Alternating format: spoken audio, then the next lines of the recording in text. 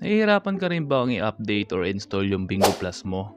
Malamang kaibigan, nararanasan mo ito ngayon na kung saan in-install mo na sa Play Store pero hindi pa rin siya nag-update ng tama.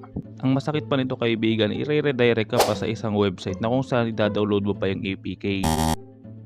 Huwag kang mag-alala kaibigan, ngayong araw bibigyan natin ng solusyon yan kung paano natin i-update ang iyong Bingo Plus.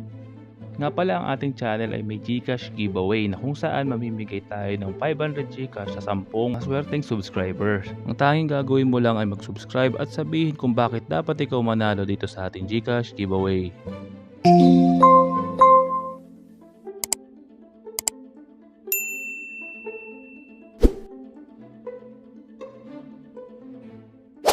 Ipapakita ko muna sa iyo kaibigan na i-uninstall ko muna yung Bingo Plus. At pagkatapos nito, i-reinstall ko naman Play Store.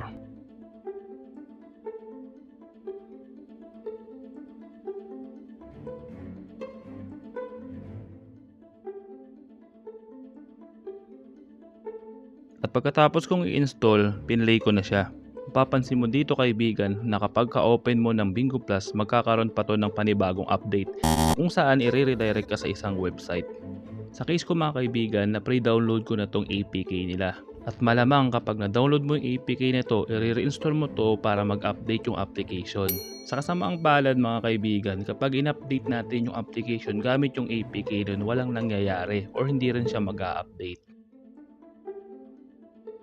Kaya mapapansin nyo kapag inopen ko ulit yung Bingo Plus, nanghihingi siya ulit ng new version na kung saan ipupunta na naman tayo sa panibagong website na kung saan i-update natin yung APK. Sa pangalawang pagkakataon ng update ko mga kaibigan, nagkaroon ako ng error. Kaya ganito yung ginawa ko mga kaibigan para ma-solve yung ating problema. Una sa lahat, in-uninstall ko muna yung Bingo Plus natin na na-download natin sa Play Store. Pangalawa, pinuntahan ko yung na-download natin sa ating browser na kung saan isa siyang APK at yun ang in-install ko mga kaibigan. Ang tawag natin dito ay clean install.